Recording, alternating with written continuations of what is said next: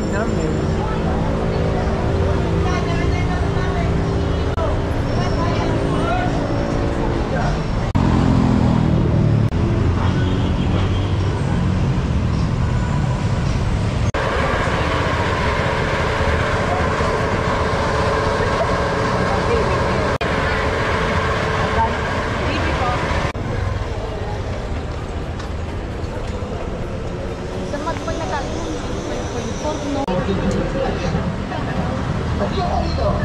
Bakit mo, boss?